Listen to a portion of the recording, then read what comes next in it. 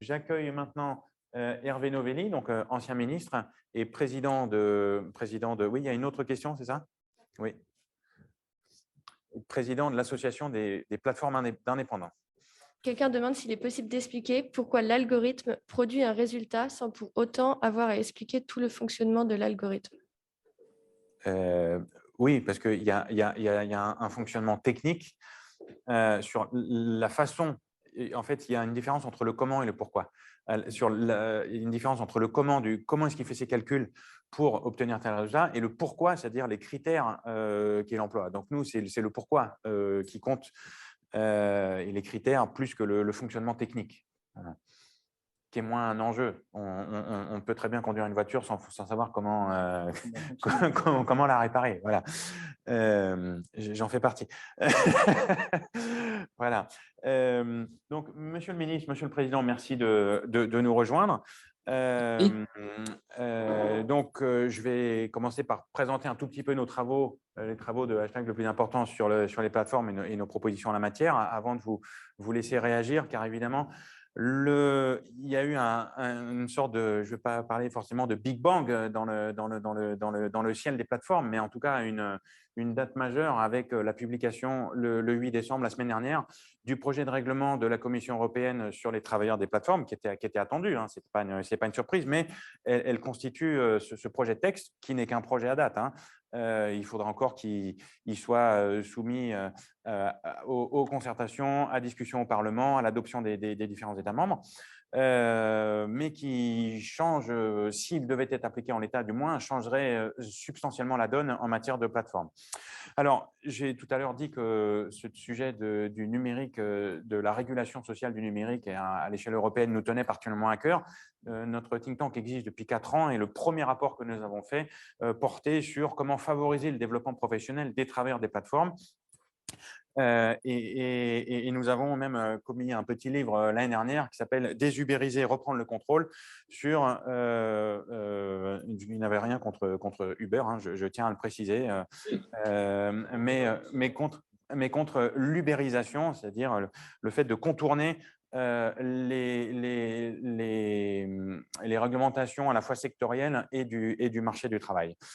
Et notre posture depuis le début est celle de trouver un chemin de crête entre combiner la promotion du secteur économique des plateformes qui constituent un gisement d'emploi et en particulier peu qualifiés, et il en existe peu, et donc à ce titre, et aussi au titre des besoins sociaux auxquels elles répondent, mérite qu'on les accompagne et de les promouvoir, mais de l'autre, une situation sociale qui aujourd'hui n'est pas satisfaisante et qui doit être rééquilibrée en faveur des travailleurs des plateformes. Et d'ailleurs, le rapport Frouin l'avait déjà fait en France, mais la Commission le fait de manière forte avec ce projet de texte en indiquant que si la grande majorité des travailleurs, juste pour donner quelques chiffres, hein, parce que la Commission estime qu'il y a 28 millions de personnes qui travailleraient par l'intermédiaire de plateformes numériques en Europe, c'est quand même considérable. 90% sont indépendants, seulement 10% sont salariés, et parmi les indépendants, il y en a jusqu'à 5,5 millions dont ils considèrent qu'ils sont de faux indépendants, c'est-à-dire qu'ils n'ont, même si officiellement ou dans les contrats, ils sont indépendants, la réalité de leur mode des modalités de travail, selon la Commission, font qu'ils ne sont pas réellement indépendants. Et d'où la nécessité d'un rééquilibrage. Nous l'avons porté sur 2 axes. Nos recommandations portaient d'abord sur l'instauration d'un dialogue social, puisque en tant qu'indépendants, le droit ne leur permettait pas aujourd'hui d'avoir des représentants et de discuter avec les plateformes. Et donc, la loi, en partie, je le dis en toute fausse modestie, en partie suite à nos travaux, a été modifiée en France. Et il va y avoir des élections, notamment avec l'ordonnance du 21 avril dernier, et il va y avoir des élections des travailleurs des plateformes à la fois sur les VTC et les livreurs au printemps prochain. En tout cas, c'est ce à quoi s'est engagé le gouvernement. En revanche, il y avait un sujet sur cette question du droit du dialogue social à l'échelle européenne, justement, parce que c'est le droit européen qui interdit la coalition d'indépendants. Et donc, nous voyons avec satisfaction que la Commission européenne propose de supprimer cette disposition et donc de rendre possible juridiquement le fait que les travailleurs, même indépendants des plateformes, puissent être représentés et dialoguer avec les plateformes. Et pourquoi ce levier du dialogue social? Eh bien, parce qu'il nous semble que c'est important que ce soit les acteurs de terrain eux-mêmes qui construisent progressivement, par des accords négociés, un modèle social qui convient aux uns et aux autres. Et en se disant cela, notre position par défaut n'était pas d'appliquer le salariat à tous les travailleurs des plateformes, pour la raison simple que les droits et les devoirs des travailleurs des plateformes ne sont pas les mêmes que ceux des salariés, en particulier le droit à la déconnexion, l'autonomie, le choix des horaires de travail, qui est un point important, et que dès lors qu'on n'a pas le même équilibre de droits et de devoirs, eh bien, il n'y a pas forcément besoin, ou ce n'est pas forcément pertinent de plaquer sur le salariat. Le deuxième axe, c'était quand même, une fois qu'on a dit ça, le statu quo n'est pas forcément acceptable. Il y a quand même un déséquilibre de droits des travailleurs des plateformes. Et donc, il faut développer des nouveaux droits, que ce soit en matière de formation, en matière donc, de représentation, on l'a vu avec le dialogue social, en matière d'accès à la protection sociale, évidemment, l'assurance, la protection contre les accidents du travail et les maladies professionnelles, la continuité la protection du revenu en cas d'arrêt de travail, et aussi la protection contre le chômage. Et malheureusement, ces sujets ont relativement peu avancé en France, le choix étant fait de passer par le dialogue social, mais celui-ci suit un calendrier qui est décalé, puisque là, on parle d'élections au printemps, mais en réalité, les discussions ne commenceront au mieux qu'en 2023, ce qui est relativement tard par rapport à l'actualité à la fois judiciaire et politique, qui fait que dans tous les pays, il y a des décisions qui sont prises. Et donc là, la Commission met un pavé dans la mare en disant, par défaut, les travailleurs des plateformes doivent être salariés. Je vais peut-être présenter très rapidement, si vous le voulez bien, Monsieur le Président, ce projet de directive, et ensuite vous laisser réagir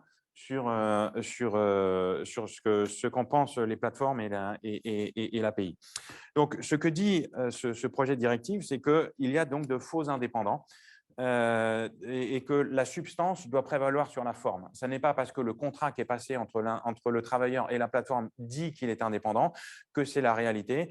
Et la Commission considère qu'il y a plus de 5 millions de travailleurs qui sont dans cette situation, et du coup, considère qu'il doit y avoir une présomption de salariat dès lors qu'au moins 2 de 5 critères sont remplis.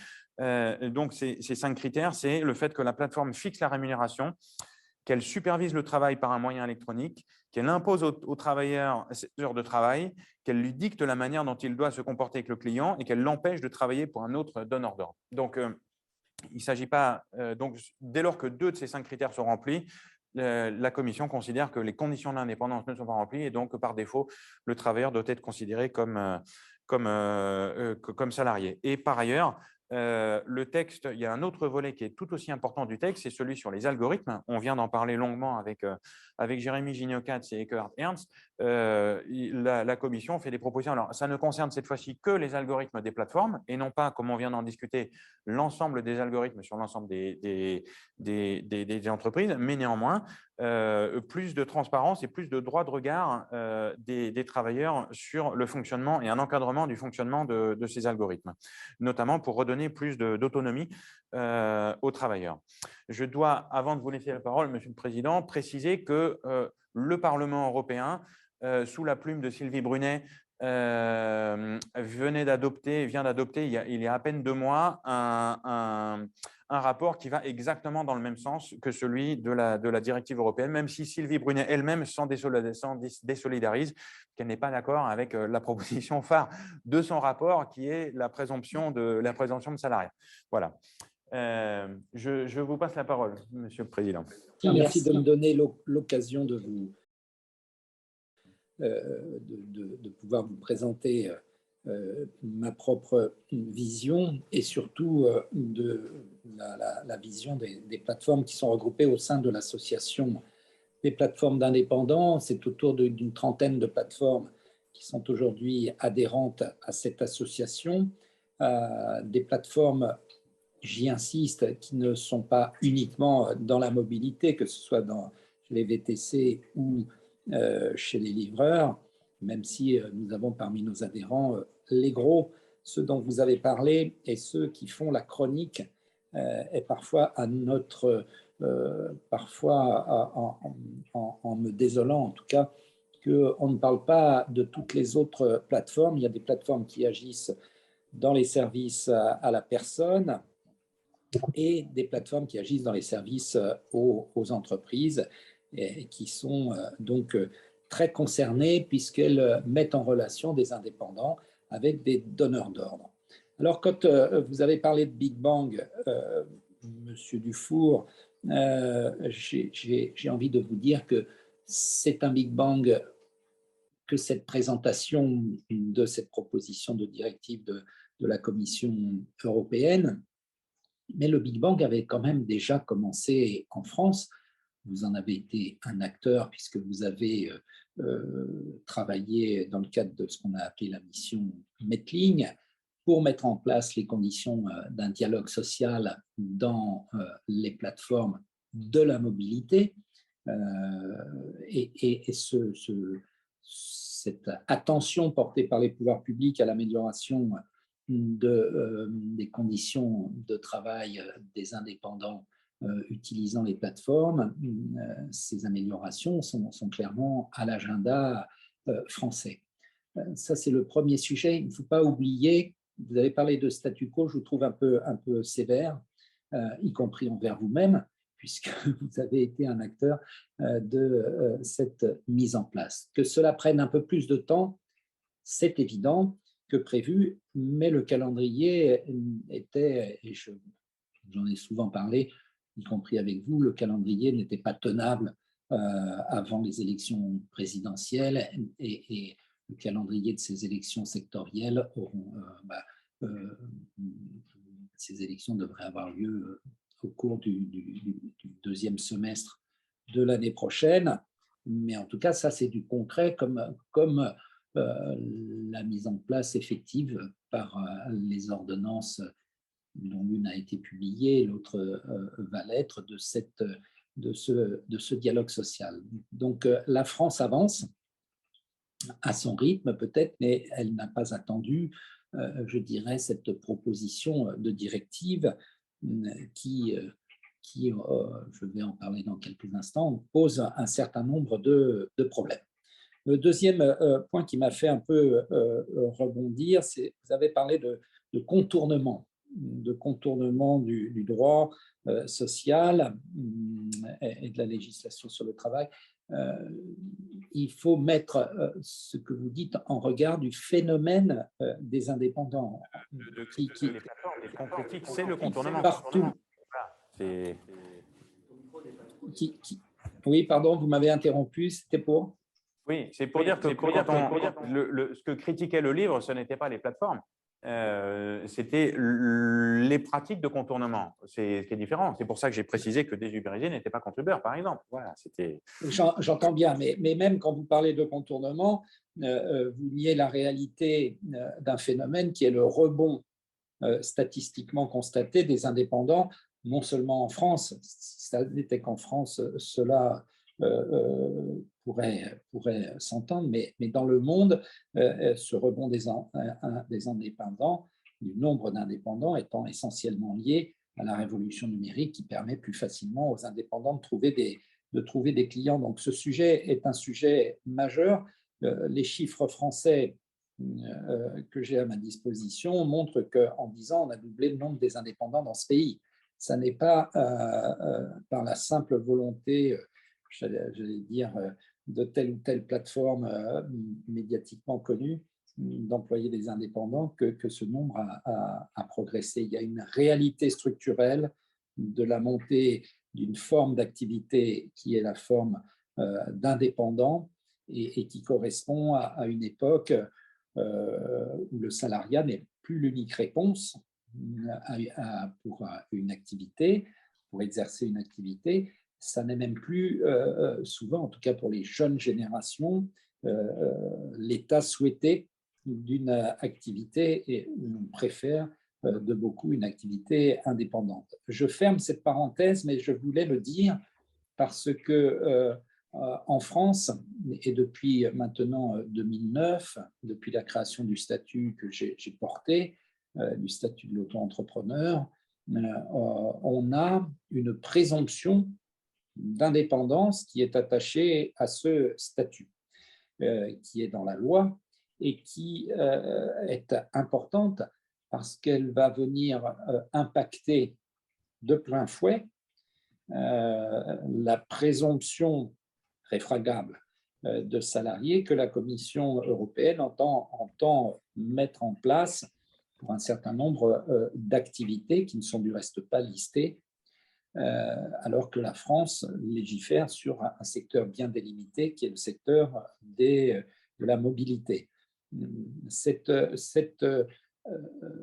présomption d'indépendance, elle est importante, même si bien sûr elle peut être contestée, et elle l'est de temps en temps devant la juridiction ou par des organismes sociaux du type URSSAF, mais cette présomption d'indépendance, elle existe maintenant depuis plus de 10 ans et elle est une construction juridique un peu originale qui s'est faite et qui contient beaucoup de jurisprudence, du reste assez contradictoire, il faut bien le reconnaître, compte tenu des résultats d'arrêts de tribunaux un peu contradictoires. Mais cette présomption d'indépendance, elle a permis à la France de se doter d'une construction qui n'est pas celle choisie par la Commission européenne. Et c'est suffisamment important pour que cela mérite d'être souligné. Ça veut dire quoi? Ça veut dire que pour les micros, le statut d'indépendant pour des indépendants qui ont des petits revenus, et notamment chez les livreurs, il peut y avoir une forme d'infériorité, y compris dans la relation du contrat qui lie l'indépendant à un contrat de prestation, qui le lie à la plateforme. Il y a une forme d'infériorité qu'il ne faut pas nier et qui implique d'améliorer fortement les protections sociales de cet indépendant qui a une forme de déséquilibre vis-à-vis du donneur d'ordre ou de la plateforme qui lui permet de trouver des clients. C'est tout à fait vrai et depuis des années, on a ce débat et c'est pour ça qu'à l'API, on milite depuis le début de la création de cette association pour l'amélioration de la protection sociale des travailleurs indépendants qui ont recours à des plateformes. C'est la voie originale choisie par les pouvoirs publics et par l'association et suivie depuis quelques années, depuis la création de notre association. Donc, je crois que c'est important que de constater qu'il n'y a pas une voie unique qui consisterait à considérer qu'il y a 5 millions de personnes qui vont ipso facto devenir des salariés. D'abord, ça ne se passe pas comme ça dans la vraie vie, si j'ose dire, parce qu'il n'y aura pas il y aura des destructions d'activités massives dans les secteurs dès lors que la requalification pourrait s'imposer. C'est une requalification qui contraindra les plateformes à diminuer drastiquement leur activité, puisque leur modèle économique est un modèle sur la mobilité qui est essentiellement assis sur le régime d'indépendant. Donc, moi, je plaide avec l'association pour que la proposition de directive européenne ne contiennent pas cette voie unique qui me semble très dangereuse pour les raisons que je viens d'indiquer, mais aussi pour une autre raison qui tient à la géographie, si j'ose dire, des plateformes. Quand j'indiquais qu'il y a 3 catégories de plateformes, eh bien, aujourd'hui, beaucoup de plateformes qui ne se situent pas dans la mobilité ont des modèles économiques qui leur permettent de donner des revenus assez, non pas substantiels, mais tout à fait convenables pour les indépendants qui ont recours à ces plateformes. Et donc, la directive de la Commission, en ne limitant pas sa proposition au secteur de la mobilité, fait peser un risque juridique majeur sur l'ensemble des plateformes. Et donc, on a le sentiment que ce nouveau modèle, ce nouveau système qui émerge essentiellement à cause de la révolution numérique, ce nouveau modèle pourrait être puissamment fragilisé parce que l'incertitude d'une éventuelle requalification irait bien au-delà du secteur de la mobilité, parce que lorsque l'on parle de 5 millions d'indépendants, eh bien, c'est énorme. Et ça va bien sûr au-delà, bien au-delà des plateformes de mobilité agissant en Europe. Donc, il y a un hiatus, il ne faut pas se voiler la face, il y a un hiatus entre la position française, la réalité française et la proposition de la directive européenne. Et la présidence française de l'Union européenne qui intervient à compter du 1er janvier, sans nul doute, posera cette question. De mes contacts avec les pouvoirs publics français, il ressort qu'ils n'ont pas l'intention de changer cette construction qui est une construction d'amélioration de la protection sociale et de l'activité des indépendants dans le secteur de la mobilité, n'ont pas l'intention d'en changer pour épouser cette proposition de directive dans le renversement de cette présomption d'indépendant par la présomption de salariat. Pour le reste, cette proposition de directive, dès lors qu'elle ne se livrerait pas à cette sorte de comité de la hache qui ferait la part entre les vrais indépendants et ceux qui le seraient moins, on peut s'interroger sur l'indépendant. Mais ce qui est troublant, c'est quand un indépendant souhaite le rester et qu'on le forcerait à devenir salarié. Je rappelle que toutes les enquêtes, même si on peut reconnaître des biais éventuels, toutes les enquêtes et les interrogations, notamment des jeunes générations, montrent cette aspiration à l'entrepreneuriat et à l'indépendance. Donc, ce sera très délicat et je souhaite qu'on ait un compromis dans lequel les constructions des uns et des autres ne viennent pas être brisées par telle ou telle proposition de directive. Voilà très rapidement ce que je voulais vous dire. Le dialogue social qui va se mettre en place l'année prochaine au niveau de la mobilité est un exemple de l'action française qui ne reste pas sur un statu quo en attendant cette proposition de directive dont on voit bien qu'elle aura sûrement besoin d'être affinée, modifiée et dans sa géographie précisée pour faire en sorte que ce système dit des plateformes qui s'étend, qu'on le veuille ou non, tous les jours dans notre économie du fait de cette capacité nouvelle à croiser offre et demande à travers une application, et bien que tout ce système ne soit pas mis à bas, car il est créateur de valeurs, d'activités, même si pour certaines activités, il y a à l'évidence un besoin de régulation et notamment l'amélioration de la protection auquel les adhérents de l'API souhaitent contribuer. Donc, voilà les réflexions que vos propos et la proposition de la directive européenne. Alors, effectivement, on a compris que la position de la France serait de refuser ce texte. Il nous semble pas inintéressant de noter que la position de l'Allemagne le soutient. Et donc, il n'y a pas, ça n'est pas, voilà, on ne peut pas considérer que ce sont juste des extrémistes qui soutiennent ce texte. Et par ailleurs, il y a quand même peut-être possibilité de discuter des critères, parce que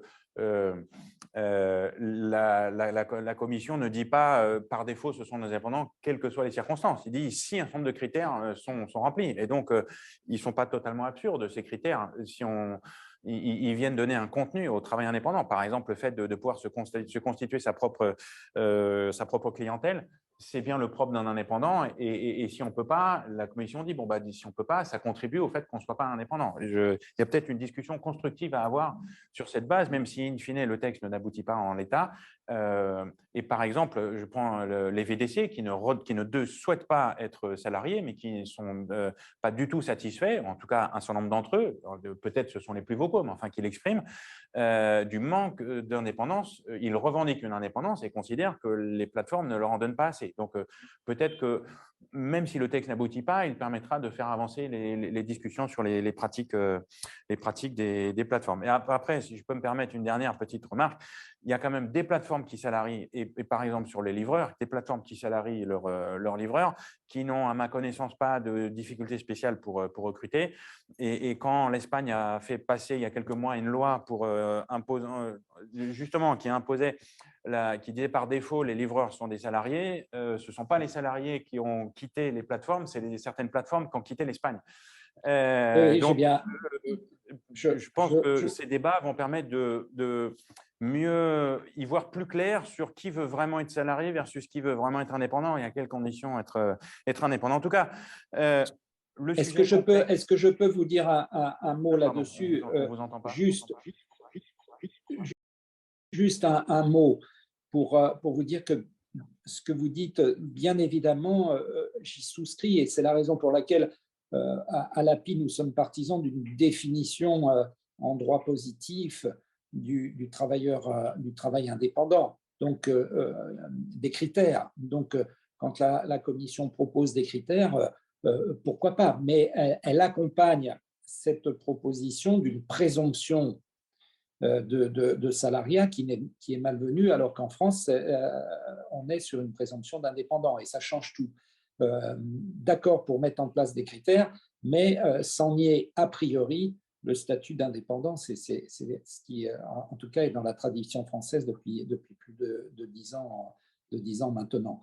Quant à un modèle calé sur le salariat, vous faites citer quelques exemples. Je peux vous dire que certaines plateformes ne trahiraient aucun secret en disant qu'on met en avant des créations d'emplois salariés, mais que par ailleurs, la majorité de l'activité se fait toujours par le biais d'indépendants. Je ne veux pas ici incriminer telle ou telle plateforme. Résorber du jour au lendemain, il demande de la nuance, de la discussion, et on aura sans doute l'occasion de rediscuter de nouveau dans quelques semaines pour approfondir ces premiers échanges. Merci beaucoup, Monsieur le Ministre. Avec plaisir. Merci. Monsieur le Président. Et on va maintenant passer au troisième volet de notre échange. Et à très bientôt pour de nouveaux échanges.